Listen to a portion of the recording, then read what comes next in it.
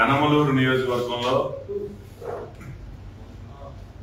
జోగి రమేష్ ని అభ్యర్థిగా ప్రకటించిన తర్వాత ప్రభుత్వ అధికారాన్ని అడ్డం పెట్టుకొని అన్ని అక్రమాలు చేయడం మొదలుపెట్టాడు. మొదటగా పెడన్ నియోజకవర్గంలో మంత్రిగా పనిచేసిన వ్యక్తి ఇబ్రహీంపట్నంలో నివాసం ఉంటున్న వ్యక్తి పెనమలూరు నియోజకవర్గంలో వాళ్ళ కుటుంబ సభ్యులకి ఓటు హక్కు ఎలా కల్పించారు?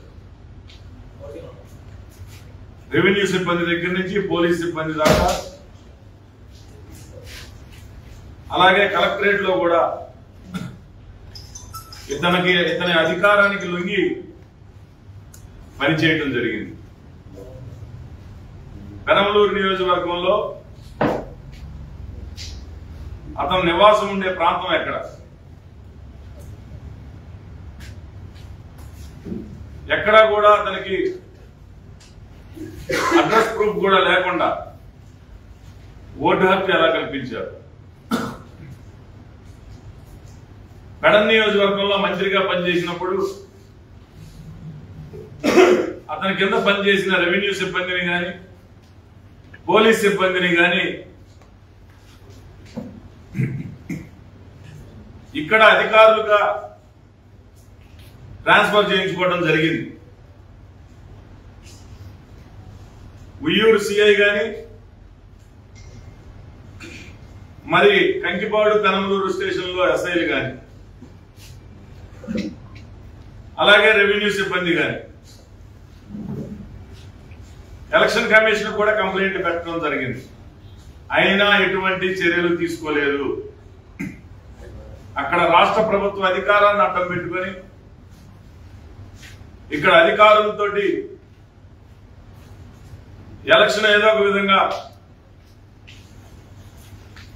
అక్రమాలు చేసి గెలవాలనే ప్రయత్నంలో భాగంగా ఇదంతా కూడా కుట్రలు కుతంత్రాలు చేయడం జరిగింది.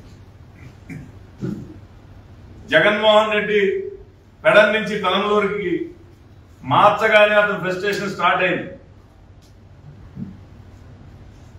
ఏం చేయాలో తెలవాల. అక్కడ సంపాదించిన అవినీతి సొమ్ముతో ఇక్కడ కార్యకర్తలను ఏదో ఒక విధంగా లొంగ తీసుకోవచ్చు. తెలుగుదేశం పార్టీ కార్యకర్తలను కొనేసి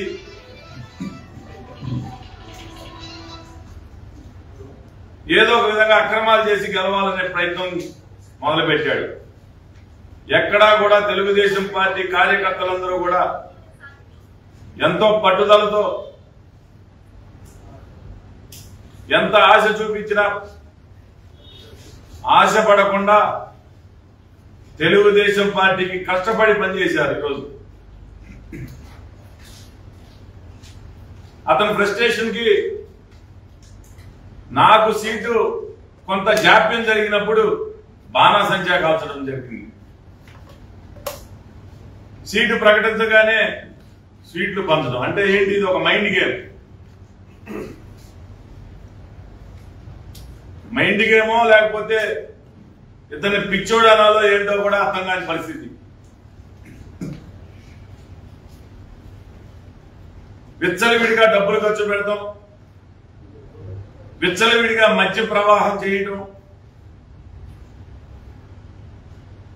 దాదాపు డిసెంబర్ జనవరి నుంచి పెనమలూరు నియోజకవర్గంలో అధికార దుర్వినియోగం చేశాడు. కానీ ప్రజలందరూ కూడా తెలుగుదేశం పార్టీ వైపున బోడే ప్రసాద్ని గెలిపించాలనే ఒక పట్టుదలతో మొన్న జరిగిన ఎన్నికల్లో ఓటేయటం జరిగింది. ఓడిపోతున్నాను అని చెప్పి తెలిసి మైలవరం నుంచి కానీ పెడన్ నుంచి కానీ పటమం నుంచి కానీ రౌడీ షీటర్లను అంటబెట్టుకొని అతని అనుచరులను అంటబెట్టుకొని మొన్న కానూరులో కానీ పెనమలూరులో కానీ దౌర్జన్యాలకి దిగడం జరిగింది. కానూరులో ఒక నాయకుడు కులం పేరు పెట్టి కమ్మ కార్పొరేషన్ చైర్మన్ అంట.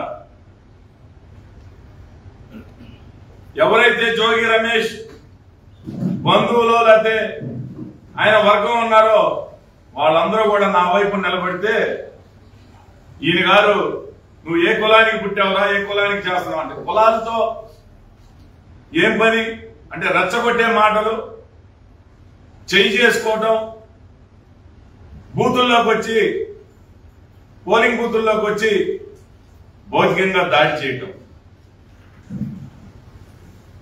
అక్కడి నుంచి మళ్ళీ పోలింగ్కి రావడం జరిగింది. ఇవన్నీ కూడా గమనిస్తానే ఉన్నాం. నువ్వు కానూరులో పెద్ద పిస్తావేం కాదు. మైలవరం నుంచి నువ్వు తీసుకొచ్చిన రౌడీలు ఎవరైతే పాషా, అలాగే బట్టా అనిల్, పటమం నుంచి కొత్తపల్లి రాజశేఖర్, గోగినేని ధనశేఖర్, నారగాని అశ్విన్, ఇంకా చాలా మంది రౌడీలు, చాలా మంది అనుచరులు పోలింగ్ స్టేషన్ కి 200 మీటర్ల దూరంలో పర్మిషన్ లేని ఏ వ్యక్తిని అనుమతించకూడదు. అలాంటి నిబంధనలు ఉన్న సమయంలో పోలీస్ వ్యవస్థ పెనమలూరు, ముఖ్యంగా పెనమలూరు పోలీస్ స్టేషన్ లో ఉన్న సిబ్బంది గాని సిఐ గాని మొత్తం కూడా విఫలమయ్యారు. పోలింగ్ లో దాదాపు గంటన్నర సమయం పోలింగ్ నిలిపివేశారు. పోలింగ్ లో తెలుగుదేశం పార్టీ బోడే ప్రసాద్ కి 1 సైడ్ ఎలక్షన్, కంచుకోట, తెలుగుదేశం పార్టీ కంచుకోట. ఏదో ఒక విధంగా అక్కడ ఓటర్ని భయపెట్టి పోలింగ్ స్టేషన్ కి రాకుండా చేయాలనే ఆలోచనతో గేటు లోపలేమో పర్మిషన్ లేని వ్యక్తులతోటి గంటన్నర నిలబడ్డాడు. గేటు బయట సుమారుగా 100-150 మందితోటి రౌడీలను తీసుకొచ్చి పోలింగ్ స్టేషన్కి వచ్చే ఓటర్లందరినీ కూడా భయపడే విధంగా దాడులు చేయటం. నేను ఒకటే చెప్తా ఉన్నా, పోలింగ్ లో నా వెంట్రుక కూడా పీకలేవు నువ్వు. నిన్న కార్యకర్తల సమావేశం పెట్టి ఏదో గొప్పగా చెప్తున్నాడు, పోలింగ్ అంట స్వాధీనపరుచుకున్నాడంట. ఇవేమీ రాజులు కాదు, సామ్రాజ్యాలు కాదు, నీ తరం కాదు కదా, నీ అప్ప తరం కూడా కాదు.